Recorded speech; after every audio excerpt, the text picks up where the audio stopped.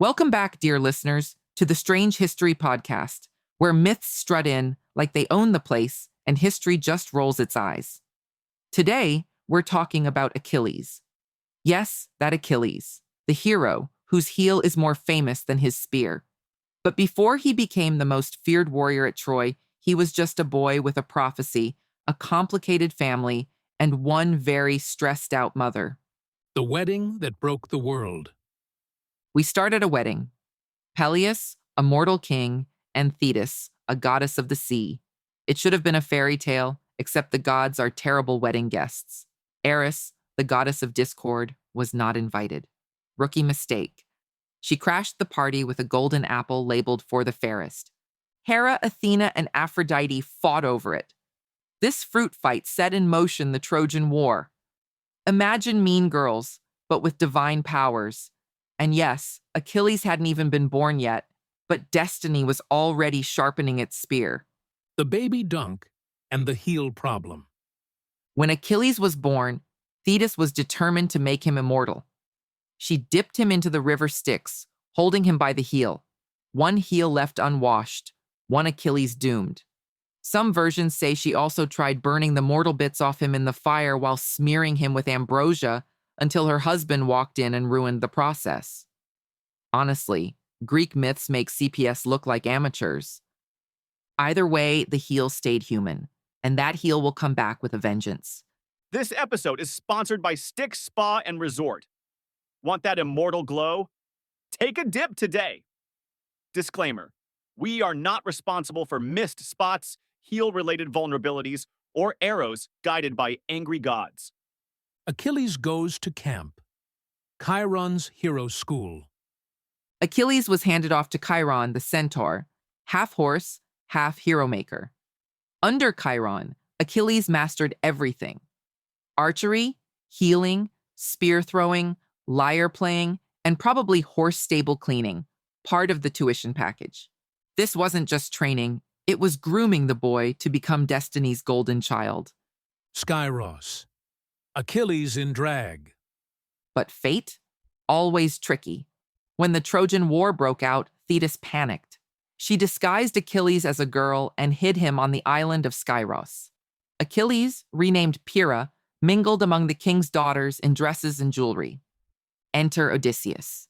He laid out gifts for the women: fabric, perfume, trinkets, and slipped a sword among them. The women cooed over jewelry, but one girl lunged for the blade. Surprise! It was Achilles, back in boy mode.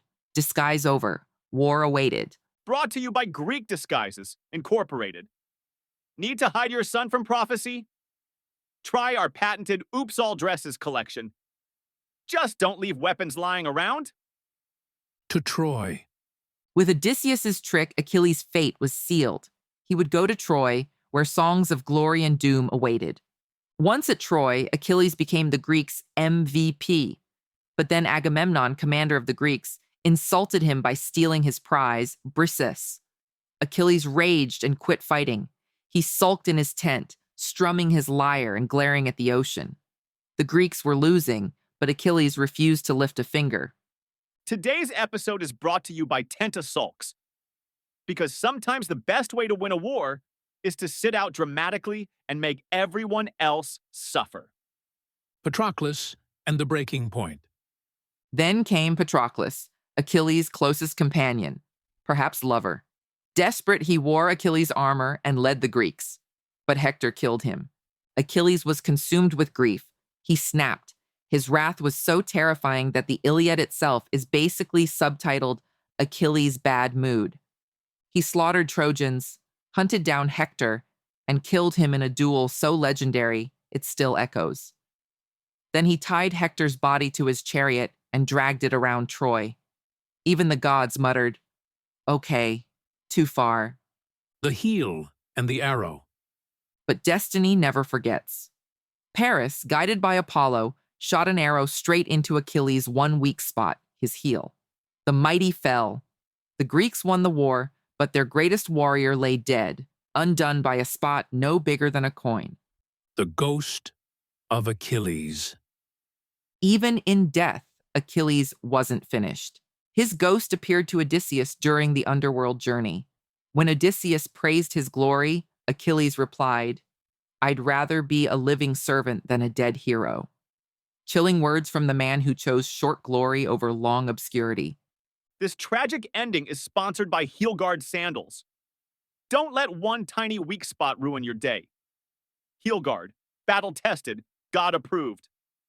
Legacy. Achilles' name lives on. Doctors named our weakest tendon after him. Poets keep him alive in song, and every athlete with a bum ankle gets compared to him. He is rage, glory, grief, and fragility rolled into one, our eternal reminder that even the strongest among us can fall. And that, dear listeners, is the saga of Achilles. From fire-dunked baby to drag queen on Skyros, to unstoppable warrior and tragic ghost. He lived short, he died young, but he truly left a beautiful corpse, at least until they burned it on a pyre. Thank you for joining me here at the Strange History Podcast. Subscribe on Spreaker, Spotify, or Apple, or wherever you get your podcasts. And remember, check your heels, both literal and metaphorical.